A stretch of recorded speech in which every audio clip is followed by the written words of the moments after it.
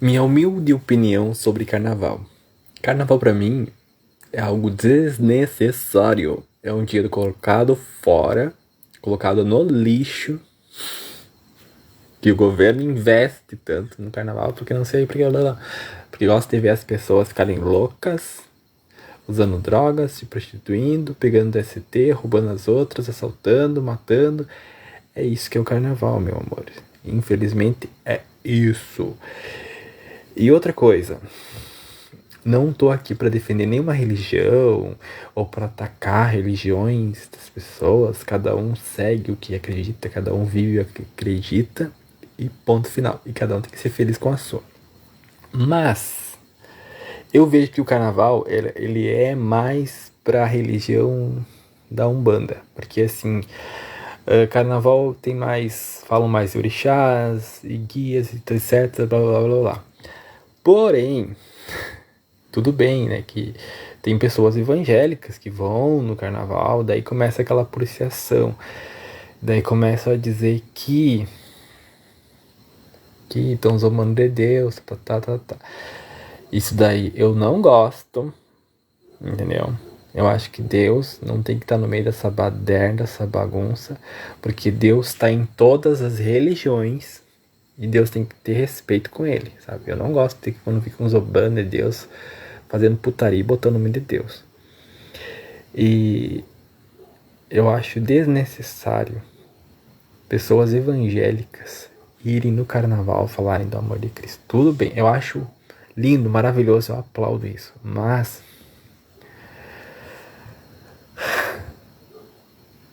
se tu sabe que tu tá salvo, que tu tem tua salvação garantida, que a salvação é individual, pra que tu vai lá se humilhar, querer botar algo na cabeça de alguém que não quer ouvir, que não quer aceitar, entendeu?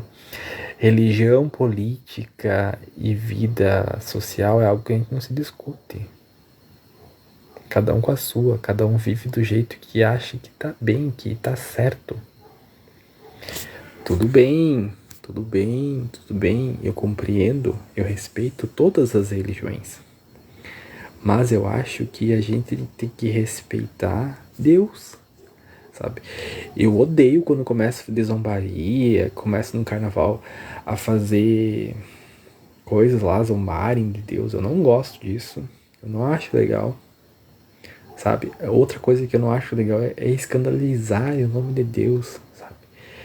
Ou de tipo assim, quando começa, uma religião começa a afrontar a outra. Um evangélico começar a falar dos macumbeiros, da umbanda, tá. Eu acho assim, ó. Se tu é religião evangélica, como que tu quer convencer uma pessoa de outra religião? Como que tu quer convencer uma pessoa de outra religião, dizendo que a tua tá certa e que a dela tá errada? Se em primeiro lugar tu não ser o exemplo do amor de Deus. Porque Jesus, quando ia ensinar, pregar, ele não botava a goela abaixo nas pessoas, sabe? Ele tinha os meios dele. Quando ele ia com os discípulos de manhã cedo pregar nas cidades, falar do amor do Pai, do amor de Deus, ele não colocava a goela abaixo. Ele falava em parábolas, sabe? Ele falava numa linguagem que as pessoas, sabe, começavam a pensar aquilo ali que ele estava dizendo. Começavam a entender. Ele falava numa linguagem tipo universal. Que quando ele estava falando, parecia que era uma coisa ser difícil de ser compreendida.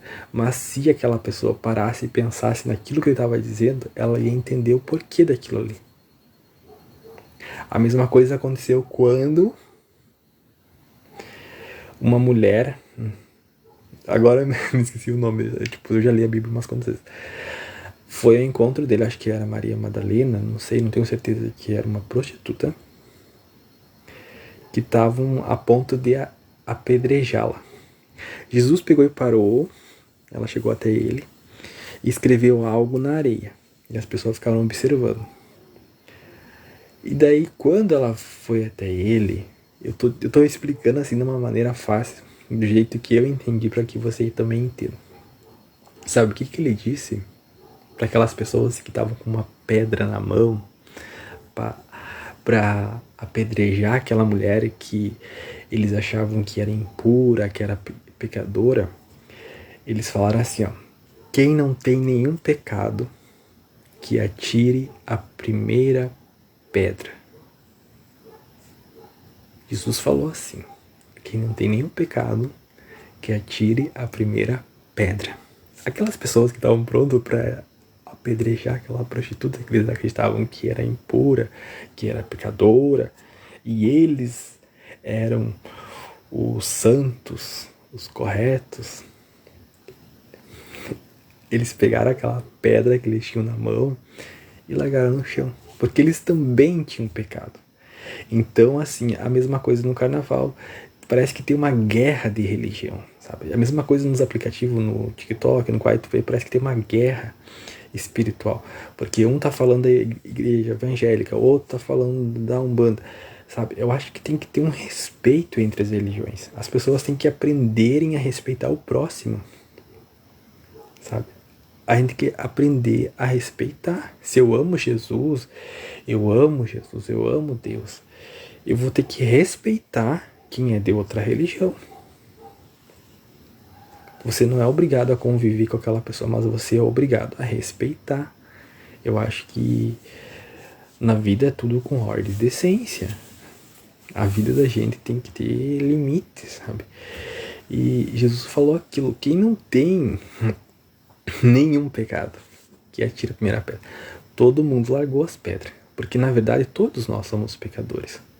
Está escrito na última folha da Bíblia, na última, ou na página, não me lembro, na pequenininha, aquela que eu leio, que todos somos pecadores.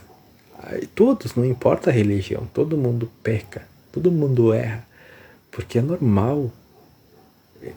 Isso é do ser humano, sabe? Não existe uma pessoa que seja perfeita. Jesus era perfeito, não tinha nenhum pecado, mas ele foi crucificado, sabe? Cuspiram na face dele, deram um vinagre para ele tomar. E crucificaram, colocaram uma coroa de espinhos na cabeça dele, chicotearam ele, pregaram suas mãos e seus pés. E o vinagre que colocaram, olha que eu pesquisei sobre isso, o vinagre que colocaram na boca dele quando ele estava na cruz, crucificado, para ele tomar,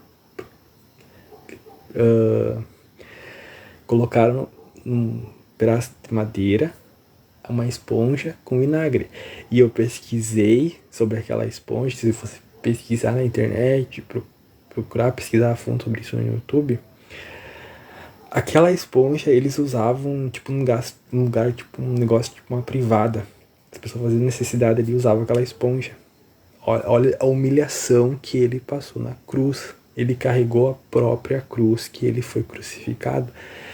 Eu acho assim, a gente reclama da nossa vida, mas a gente não passou 1% da humilhação que ele passou, entendeu? Ele foi humilhado antes de ser crucificado. E tudo isso,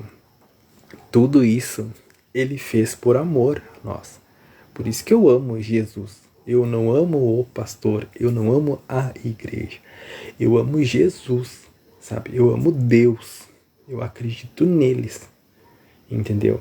Eu respeito todas as religiões. Não me interessa. Eu já fui em várias religiões, até da macumba.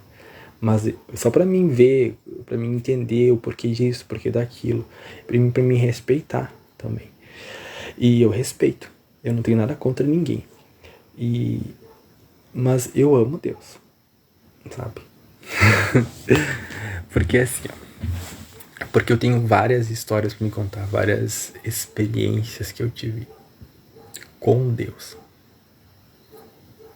Se eu fosse falar aqui tanta coisa que eu já passei na minha vida sozinho e que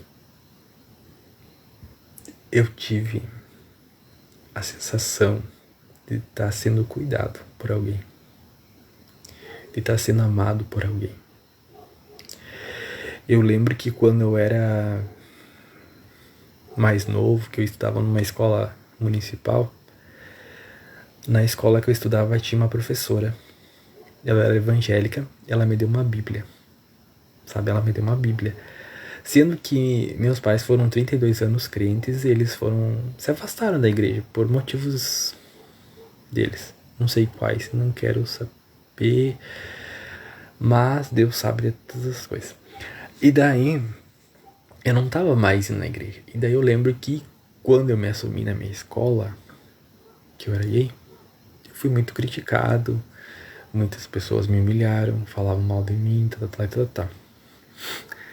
Mas essa professora, que era evangélica, ela mostrou que ela era diferente. Ela não me rejeitou, ela não me odiou. Ela foi uma pessoa muito boa comigo. Ela me deu uma Bíblia. Ela falou: Ricardo, eu vou te dar um presente. E eu guardei durante anos aquela Bíblia. Depois ela se esfarelou assim, sabe? E daí eu ganhei outra. E daí ela falou: vou te dar um presente, que eu quero que tu guarde ele contigo. E sempre quando tu sentir triste, sozinho, eu quero que tu leia, sabe? E eu sempre faço isso. Porque às vezes tu lê ali, tu não entende nada. Mas tu vai sentir algo diferente dentro de ti. Disso eu tenho certeza. Eu lembro que o pai e a mãe estavam afastados da igreja, que eu nem sabia mais o que era a Bíblia. Ela me deu aquela Bíblia. E eu lembro que a primeira coisa que eu voltei a ler e que eu li na Bíblia foi: o Senhor é meu pastor e nada me faltará. E tu sabe o que é? Tipo, naquele dia me deu vontade de eu ir na igreja. Numa igreja. Procurei uma igreja. Fui na Deus e Amor. Lá tinha um pastor. Acho que o nome do pastor era Altamiro. Não tenho certeza. Altamiro. Pastor Moreno. Ele falou assim, ó: tu, rapaz, tu tava lá na tua casa, sentado numa pedra, falando com Deus em pensamento. Tu abriu a Bíblia e na Bíblia estava escrito: o Senhor é meu pastor e nada me faltará. Realmente, olha, isso quando acontece isso, tu tá em casa lendo a Bíblia e falando com Deus em pensamento, e tu vai numa igreja e o pastor fala contigo, e o pastor fala que algo que é só teu, íntimo com Deus, é só tu e Deus que sabia, é Deus confirmando pra ti, confirmando aquela palavra, afirmando, te dando uma certeza. E hoje eu creio, e eu digo com todas as forças, sem medo de errar, que o Senhor é o meu pastor e nada nunca me faltará. Sabe? Porque é assim, ó, Deus, olha essa frase, vou dizer uma frase pra você. Eu falo todo dia isso, eu aprendi faz pouco tempo, mas eu adorei esse filtro. Eu falo todo dia essa frase assim: Deus é bom o tempo todo. Deus é bom o tempo todo. E realmente, Ele é bom o tempo todo. Deus é maravilhoso. Gente, não importa a religião. Não importa no que você segue. Não importa no que você acredita. Não importa. O que importa é você acreditar em Deus. Tudo bem se você acredita nos seus guias, nos seus orixás, blá blá blá blá. Respeito você, mas nunca deixe de acreditar em Deus. Porque Ele, olha, nada nem ninguém tá acima dele, gente. É só Ele. Entendeu? E a vida da gente é assim. Por incrível que pareça. Deus sabe de tudo que a gente precisa antes que a gente peça. Ele sabe. Eu até pendurei aqui, ó. Deus é fiel. Isso aqui é minha cama, tá? Eu tô no meu quarto com o meu bebê, que é o Frederico. Vem cá. Esse é meu amor. Ele dorme junto comigo no meu pé. Eu tinha um gato que era igual a ele, gente. E eu perdi, aquele gato foi atropelado. E eu pedi pra Deus me mandar um. E me mandou esse lindo, igualzinho outro que eu tinha. É muito bobão. Tudo que a gente quer, tudo que a gente precisa, é só falar com Deus, é só conversar. Porque é assim, ó. É que nem você ir numa consulta. O médico vai olhar pra você. Ele sabe que você não tá legal, por isso que você foi consultar. Mas se você não abrir sua boca e não falar, ele não vai adivinhar. Mas Deus, ele já sabe de tudo que a gente precisa mesmo. Que a gente não fale, que a gente não peça, mas ele quer ouvir a nossa voz. Ele quer que nós tenhamos intimidade com ele. Ele quer nos pôr perto. Deus, ele quer a gente pôr perto. Deus, ele quer que você fale com ele. Entendeu? Ele quer isso de você. Tudo bem? Ele sabe do que você precisa antes de você pedir. Mas, às vezes, as coisas não acontecem na sua vida porque ele quer ouvir a sua voz com ele, conversando, falando. E muito... e tem uma coisa assim, ó. Eu já vi várias pregações. E eu não concordo. Eu não concordo com o que alguns pastores falam. Ai... eles leem um negócio lá da Bíblia e, tipo, colocam lá um salmo ou uma palavra lá da Bíblia e fala assim: ai, por que Deus não realizou tal coisa na tua vida? Porque pedirdes mal. Sempre fala porque pediram mal, porque pediram errado. Não existe essa de pedir mal, de pedir o errado, porque não soube pedir.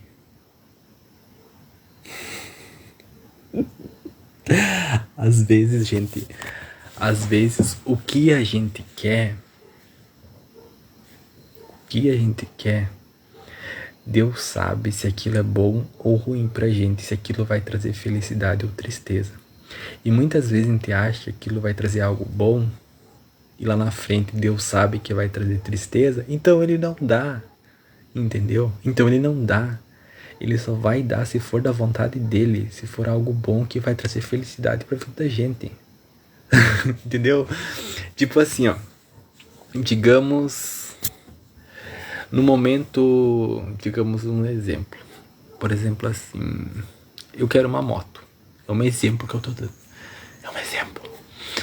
E daí eu peço pra Deus uma moto. E daí Deus, como ele conhece o nosso passado, o nosso presente, o nosso futuro, ele viu que lá na frente aquilo lá não vai me trazer felicidade. Ele não me dá aquilo ali.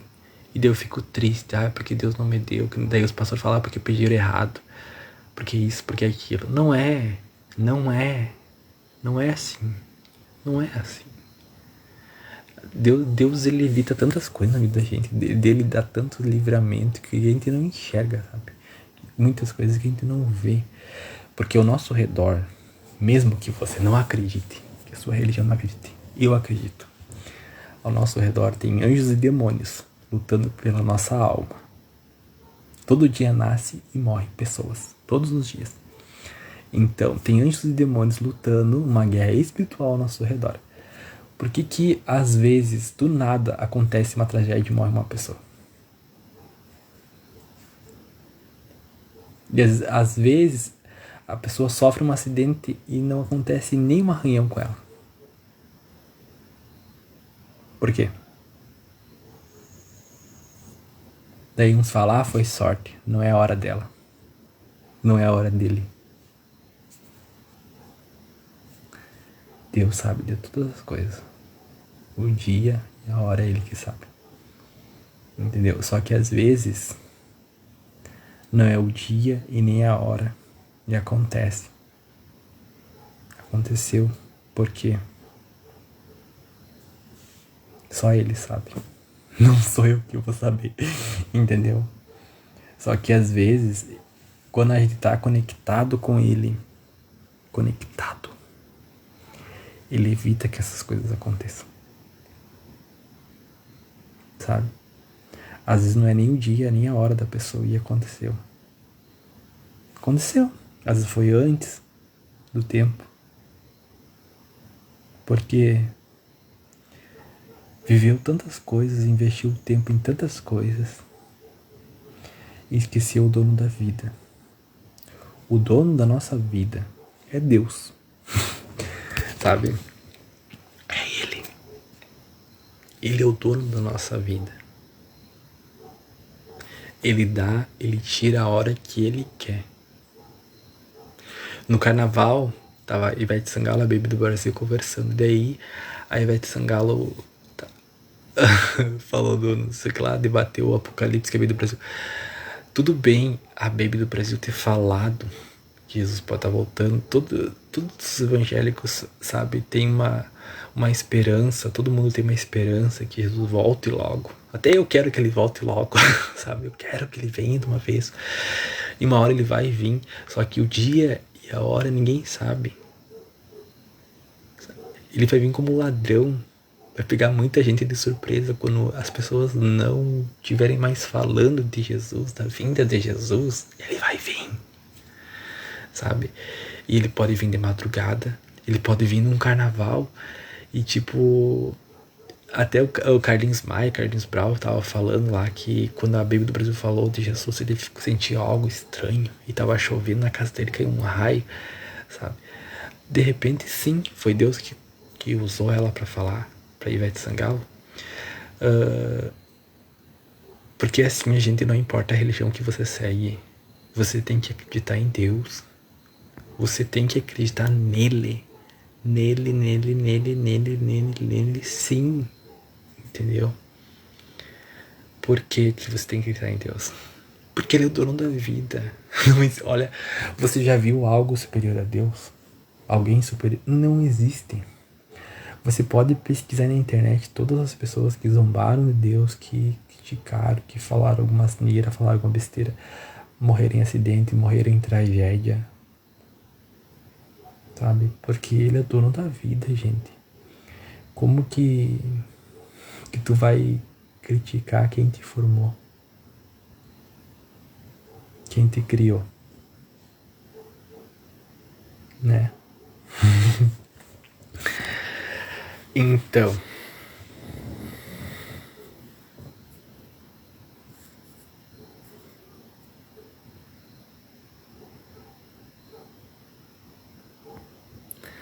às vezes eu penso assim, ó. Frederico. Passa me molando. Olha que gatinha arteira, fazendo arte. Às vezes, eu vou falar algo aqui.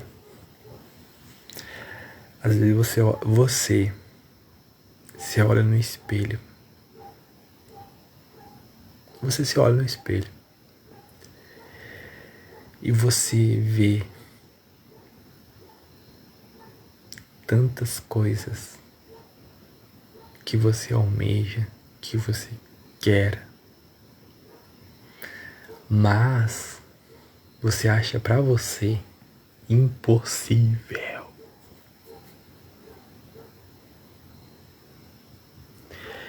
Eu, quando venho esses pensamentos assim, gente, às vezes assim, olha, quando eu me olho no espelho, porque eu me olho no espelho todos os dias, eu vejo assim, ai,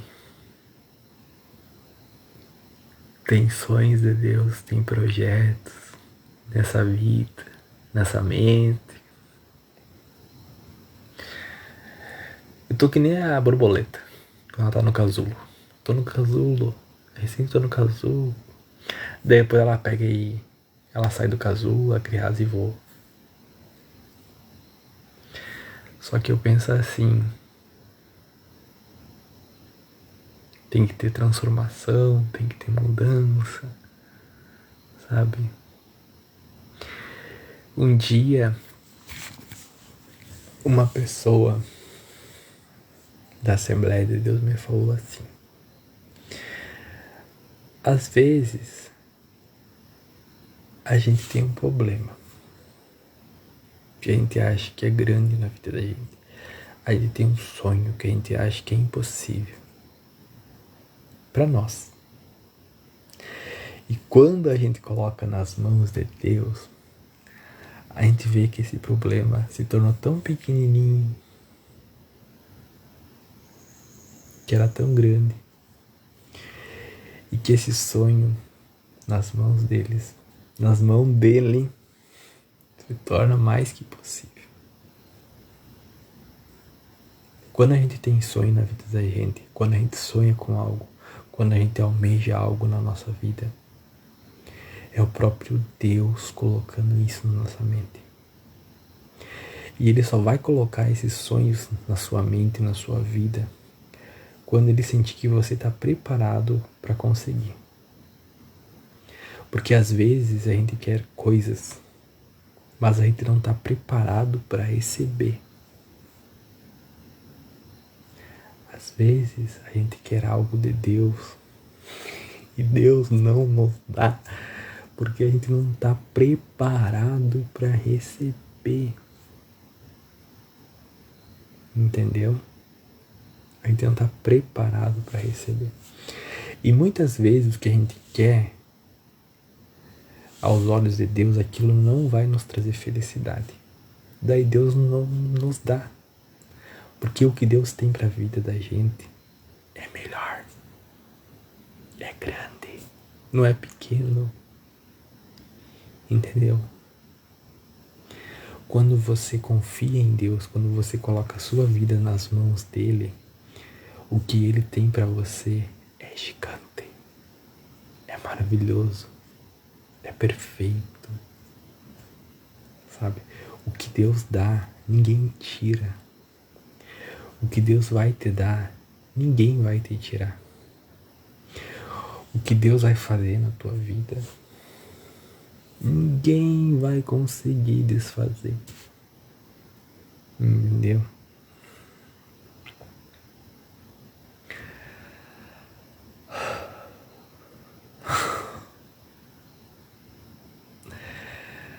Voltando lá no assunto da professora, eu lembro que uma vez que eu não me aceitava, eu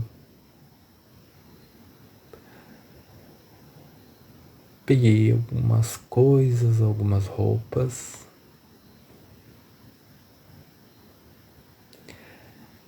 peguei os trilhos e me fui.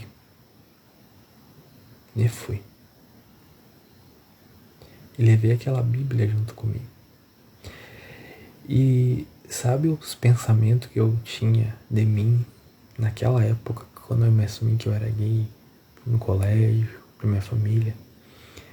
Os pensamentos que eu colecionava de mim, que eu não prestava, que eu não era pessoa boa, que eu era ruim, que eu tinha que morrer. Daí, eu peguei e me desfiz dos meus documentos, me desfiz das minhas roupas, peguei os trilhos e me fui. Eu passei por vários lugares. E até hoje as pessoas às vezes falam e riem dessa história, mas é uma coisa muito séria que eu tô falando aqui. Na minha mente só se passava uma coisa: eu tenho que morrer. Ninguém gosta de mim, ninguém me aceita, ninguém me ama. Entendeu? A única coisa que ficou comigo foi aquela Bíblia. E eu comecei a ler aquela Bíblia. E uma voz dizia pra mim: volta, eu vou cuidar de ti, eu te amo, não importa o que tu é, não importa o que o mundo e as pessoas fizeram com você, eu vou cuidar de ti, eu te amo, eu te aceito do jeito que tu é, do jeito que tu tá. Eu acredito, gente do céu, eu acredito que essa voz era Deus. Porque aquele dia eu tava com uns pensamentos suicidas de me matar. Eu tava com esses pensamentos, sabe? E daí depois que eu voltei, eu procurei ajuda, eu procurei psicólogo, eu procurei psiquiatra. Eu falei com a psicóloga falou assim, tu tem que se amar, tem que se gostar, tem que se valorizar, tem que se respeitar. Não importa o que tu é, o que tu deixa de ser. O importante é tu estar bem contigo mesmo.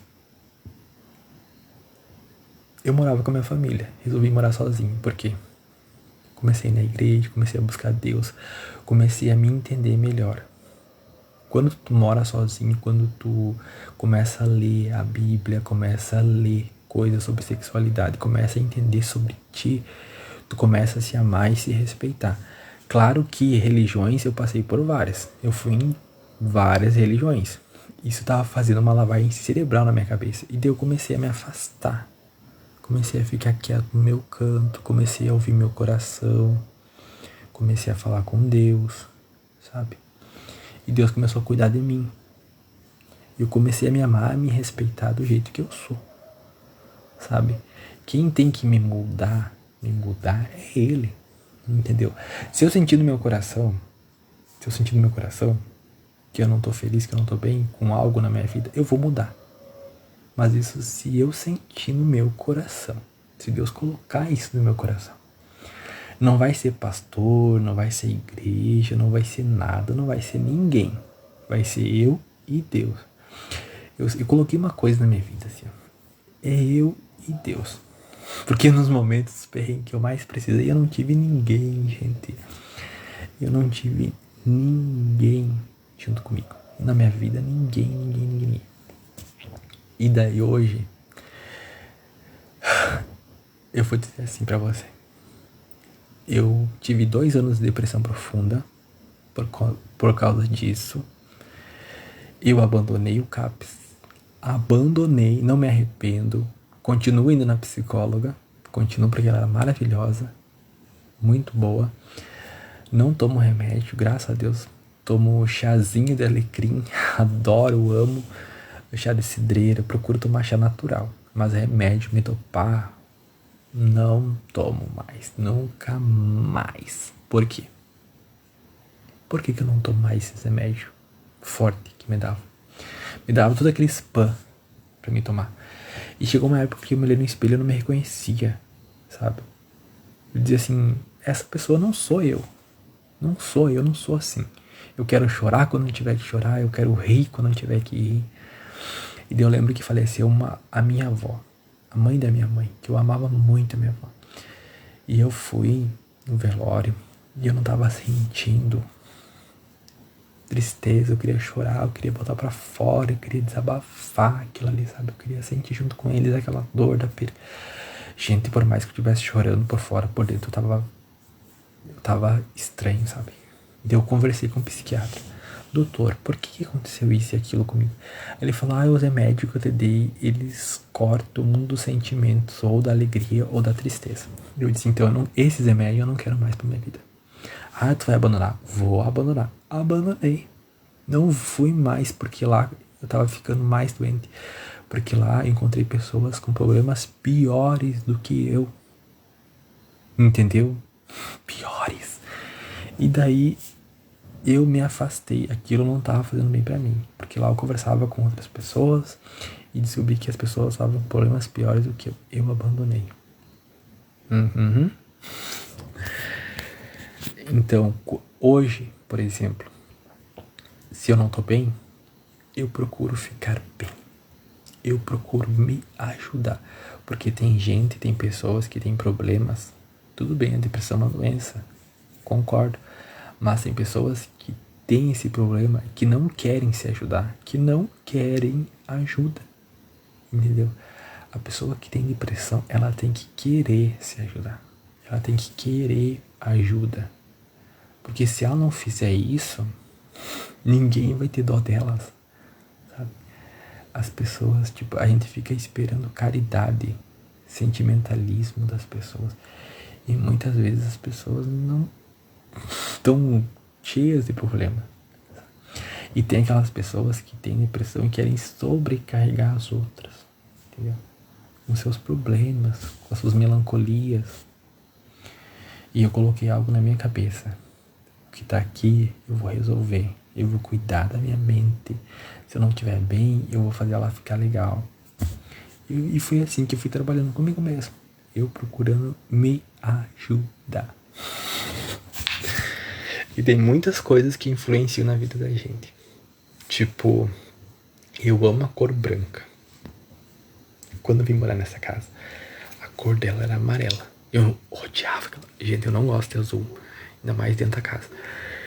E aquele amarelo que eu tinha era um amarelo estranho. E eu pedi uma tinta e pintei. E hoje eu sinto uma paz. A cor influencia muito no nosso humor e nas nossas emoções. Eu recomendo todo mundo que tenha casa, pelo menos na parte de dentro, pintar de branco. Porque branco transmite paz. Eu amo branco. Gente, eu amo branco. É isso, gente. Falei muitas besteiras, falei muitas bobageiras, mas também falei alguma coisa que preste. Espero que alguma coisa sirva pra você, pra sua vida. Beijos e fique com Deus.